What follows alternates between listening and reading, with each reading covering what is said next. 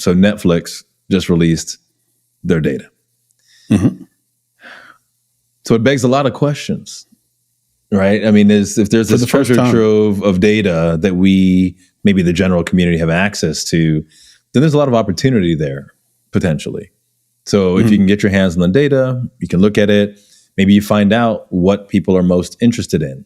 Because I'm always questioning, right, when you turn on Netflix and it gives you like the top 10, and I see that, I've always questioned the validity of exactly, but it's like, why is it number one? Why is it number one in America today? Is it because you want me to watch it, or because people are actually watching? And I don't know if that's what the answer is. Is it marketing or is it data? Exactly. Yeah. So now the data's out, and I don't know who's going to be looking at it.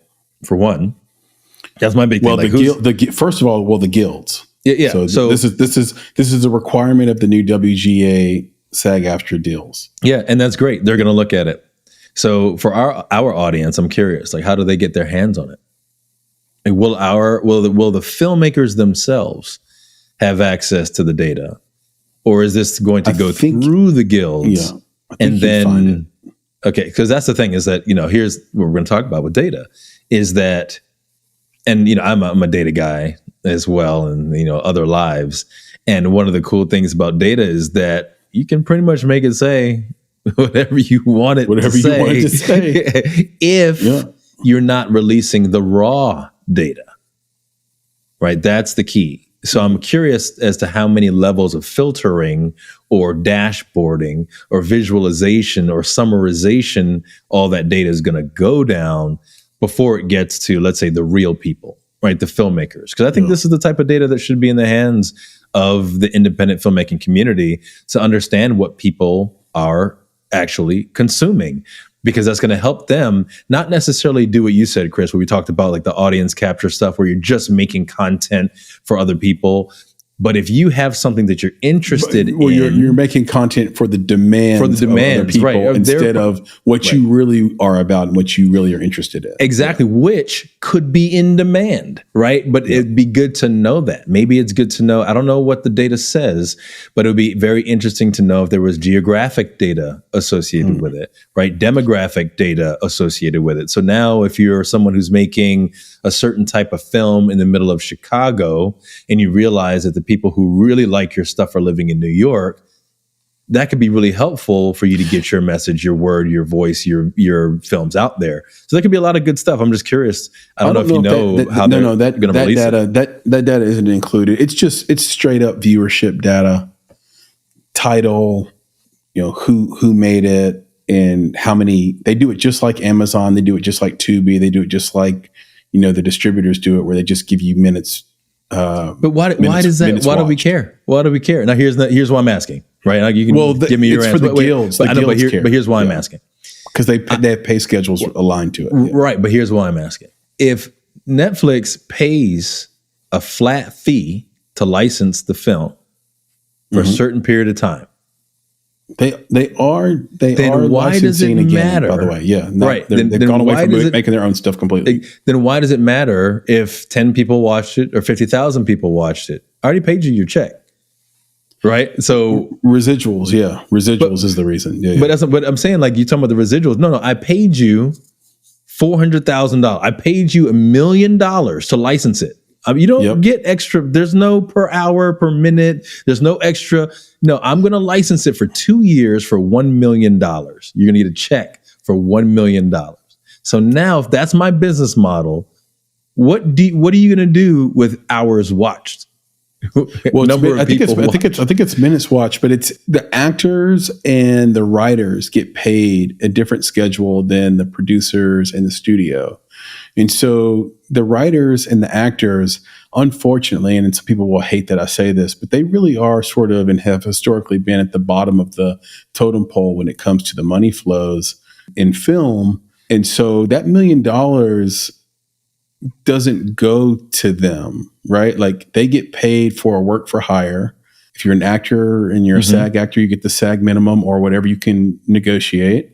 That's another thing that's happening in the world. Taraji crying about the pay. So they get paid that. Writers get paid, their minimums are higher as a work for hire, and then the studio or the producer then owns that work, right? But those writers, if they're union, and this is one of the benefits of being a union writer or actor, you do get paid residuals down the line for you being in a thing or having written a thing.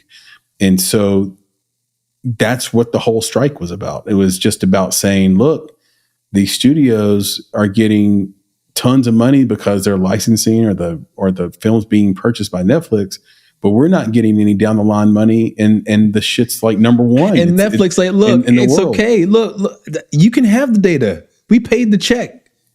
We did what we were supposed to do. So like, so that's where they might fudge the data, right? Because if the viewership doesn't reach a certain threshold, then they don't have to pay additional residuals based on the new contract. But what I'm saying is, and it'd be good to look at it. But what I'm saying is that Netflix doesn't pay residuals. They're paying a check. You get $1 million for 2 years. There's no residual. There's no nothing. That was the old world. Yeah. I paid you a check. You got the check. How you, whom I paid, distribute that check, that's on you. I paid the check. You have to, they usually split it based on the producer credits and then the executive producers, the investors. The person who got paid has to distribute. But the strike was about, but in that would never be a writer and an actor is what I'm trying to get to. Right. Yeah, in the distribution. And so therefore there was a strike. Yep. Because these actors and writers in the non-Netflix model would be paid residual. So right. if Shawshank Redemption came on for a 1 millionth time on TBS, Tim Robbins and Morgan Freeman get a check. That's right. And forgive me for not knowing who wrote that movie, but the writer of that movie gets a check, right? And then that's where you famously get into Hollywood accounting, where you have the story of the guy who wrote, I think, the original Men in Black or co-wrote it, and still hasn't been paid one residual dime from a movie that's made out the money from the pot. Well, because the studios then use Hollywood accounting, which is basically where you take the profit. See, it's all coming into one account, all the profits from all the films, right? So let's say I'm Warner Brothers Discovery. I have all these film titles, right? And I'm getting all this money from all of them. Well, they're all like little individual LLCs that I own and accounts receivables that I have on a big spreadsheet probably. And let's say 50 of the 51 films are all losing money hand over fist. But I have this one movie that's making 100x its budget. I can take the profits legally from that movie and apply them to the losses against the losses of the bad 50 bad movies. Or I can basically bundle the losses plus the profits, right? So I have this really one successful movie and 50 really bad ones that are losing money. Altogether, it shows that I made no money. I am not profitable. And so therefore, after expenses, after all the EBITDA stuff, if you're publicly traded, guess what? Sorry, writer of Men in Black, I have no money left for you. I've paid out, I've paid everybody their percentages. I've paid the expenses. And so the example is, because some set blew up in Saudi Arabia, you don't get your money for a movie you did that's successful 5 years ago. Yeah, that's so what Netflix did is right. And so what Netflix did and Amazon has done is really simplified Hollywood accounting by saying, you know what, in the event that we buy a movie from you, we'll just do a co-production. We'll just buy it outright. Like we'll just pay the fee for it. And we're not going to pay any residuals because we're not going to release our data. Right. So no one's going to know how much something was watched. And in the sense that we're going to license something, then I'll pay you a licensing fee. And I'm not releasing any data, so you won't know how much it was watched. There's nothing to pay. Well, now, basically the top 2% in both the Writers Guild and the Actors Guild are like, SAG-AFTRA are like, no, dude, I should be getting paid millions of dollars for this because you're making billions of dollars from this movie. And that's what the release of the data is really about. I mean, and that's why there is a question of, is the data real? Is it fake? is it cherry picked? I think what would be probably better is if we just have let's just take a look at it. We can just look at the actual report and what it says. So what we watched, a Netflix engagement report, December 12th, 2023. And it just kind of says exactly what it is that the report's going to show. I downloaded this report. I have it. In earnest, I have not looked all the way through it. It's an Excel file, but it says, starting today, we will publish what we watched, a Netflix engagement report twice a year. This is a comprehensive report of what people watched on Netflix over a 6-month period, including hours viewed for every title, original and licensed, watched for over 50,000 hours as an example of the data they'll share. So I guess if it's under 50,000 hours of watching, I guess it doesn't fall into the contract. Or good times, man. Good times. This is what I'm talking about. Yep. Summarizing the data. You're picking a select subset of the data. Cherry picking. Yeah. Yep. So good on them. Let's look at it and see. Maybe it'll tell us what we already know. 18,000 titles in this report, representing 99% of all viewing on Netflix and nearly 100 billion hours viewed. And by the way, over the last 6 months, it is 100 billion hours viewed in the last 6 months. Clearly, it is by hour and not by minute, like I said earlier.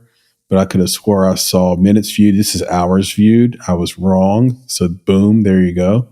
And as we dig into this, maybe we'll put the data into our newsletter. Yeah, and it's share all good. Maybe the top 10. It depends on what they're showing. That comes out. Depends on what they're showing. Again, I'm just really curious to see if there's would an indie film even make this list? And even if it got over 50,000 views, would an indie film make this list? Is the real question, because some of those actors, some of those writers might not and likely are not union members.